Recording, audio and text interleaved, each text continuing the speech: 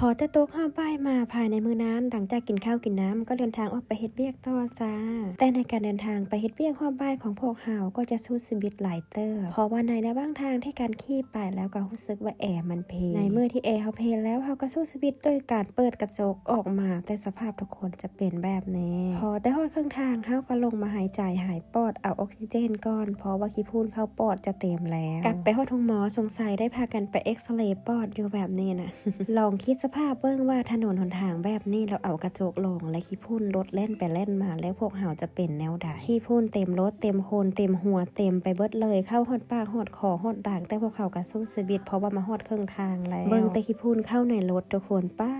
ที่โทรศัพท์บ่ให้เว้าเลยขี้พุ่นเข้าไปจ้าที่จริงแล้วนะแผนของพวกเฮานั้นจะประกาศออกมาเฮ็ดเวียกอยู่แถวเขตนอกอยู่แถวมาทางมาธาตุนางลาวนั่นแหละพอแต่เฮ็ดเวียกไปมาแล้วก็เลยวางแผนกันมาว่าหรือว่าเฮาไปแวะไว้พระธาตุนางลาวบ่ต่างไปหาพ่อแม่ประชาชนแถวนั้นบาสานสุดท้ายก็ตกลงปรงใจกันเดี๋ยวก็ตกลงไปทุกคนเบิ่งสภาพกันเดินทางของพวกเฮาเว้าไปเว้ามาแวบมาวัดนึงก็ฮอดพระธาตุนางลาวเป็นที่เรียบร้อยทุกคนถนนหนทางเข้ามาบอกว่าโหดหายแฮงมีแต่ทางดินแดงและทางคุมมาสุดทางเลยได้ทุกคนบ่มีทางสิมังจักกะอันเลยพอแต่มาฮอดพระธาตุนางลาวเบิ่งแต่สภาพแต่ละคนป่านลูกฝรั่งเอาโลดผมปาติโตไอคอยโห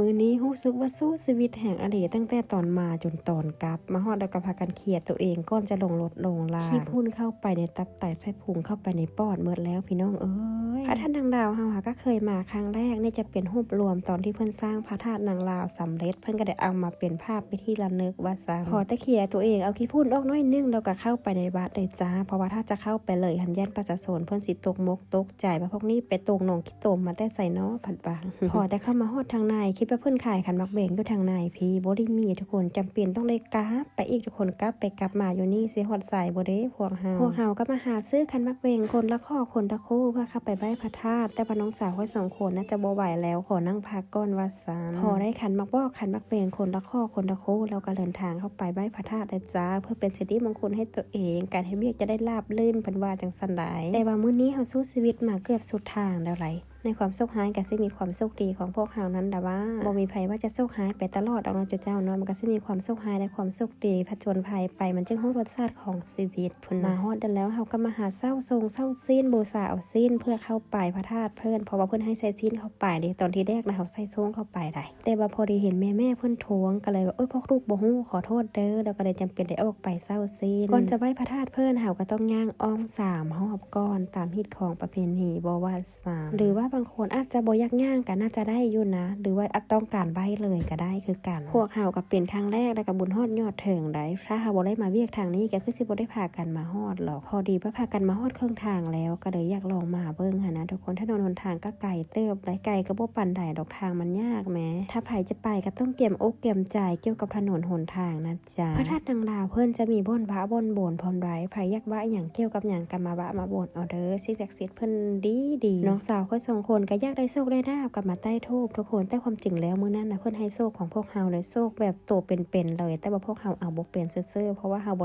ได้แม่นสายนั้นเสียดายเด้จุดทูบออกมามีแต่เป่าหมักโฮกทุกคนบ่ได้ฮู้จักพากันเอาบัดเด็กออกมาก็ไปซื้อแต่เลขโบนเลขไปออกเลขล่างเป่าหมักโฮกกันทั้งนั้นลักกระทึกได้เสียดายเด้แท้ก็ได้เป็นเศรษฐีแล้วเด้เว้ากันว่าถ้าภายทึกเลขมันต้องแบ่งกันเท่าเทียมกันเด้อพุ่นนะเว้าโมกันไว้ก่อนต่อมาก็จะมาเสี่ยงโชคเสี่ยงสีเพื่อหับโชคหับใส่ว่ามื้อแรงเขาสิได้โชคบ่พุ่นเด้อพวกเขาก็เดินทางกลับทุกคนกลับออกจากนี่ประมาณ4 โมงแรงนี่แหละพอได้ลงมาฮอดตัวเมืองวิลาเบิ่งแต่สภาพน้องค่อยแต่ละคนเสื้อขาวกลายเป็นเสื้อดำเสื้อดำกลายเป็นเสื้อขาวพี่พูนจนเจ็บหัวแล้วก็ลงมาซ่าสร้างตัวเองป้าอีโตนตัวเองแล้วก็อีโตนโมโคพอเมืองแต่สภาพเสื้อบ่เป็นยู่เป็นกินเลยพี่น้องพอแต่ซ่าสร้างตัวเองแล้วพวกเขาก็เดินทางกลับเข้าสู่เมืองเศษปวนซาแต่ว่าความโชคหายกลับมาอีกครั้งนั่นก็คือรถของพวกเขาเพระหว่างทางอันนี้จะเป็นความโชคหายที่พวกเขาได้รับในมื้อนี้เป็นสุดใหญ่เลย